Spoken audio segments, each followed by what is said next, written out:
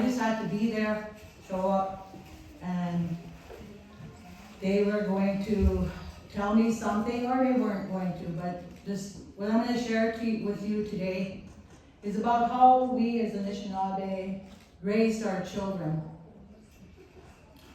And so it begins with an Ikwe, a woman, and an Inine deciding that they wanted to come together, and they did.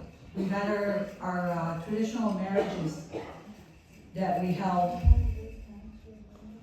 And the female, the Ikwe, would get pregnant, and they would spend time, both of them, talking in the Ojibwe language, the Anishinaabe language, to this child in the womb.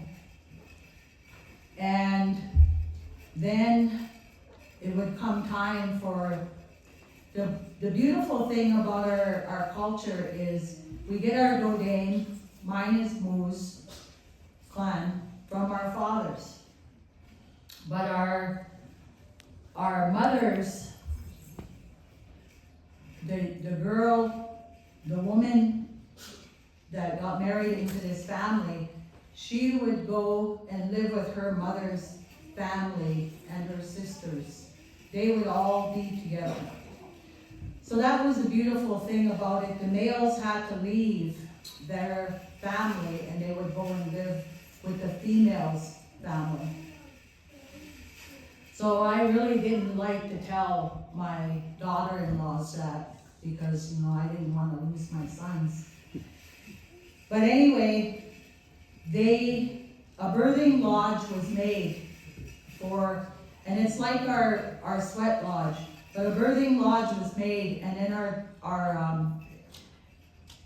the father and the aunts, the mothers, the grandmothers, and the midwife would come.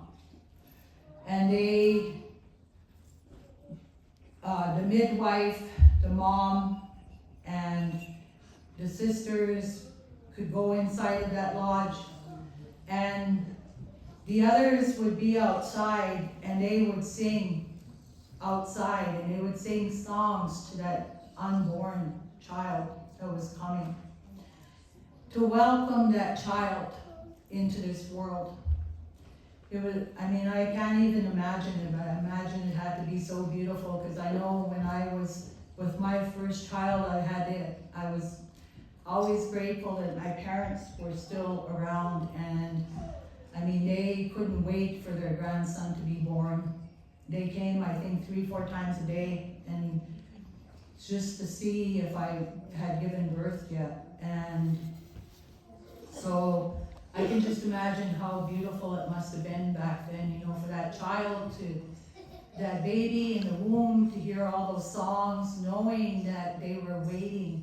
And so that child was born, and the midwife did all the help with bringing that child into the world. And once that child came into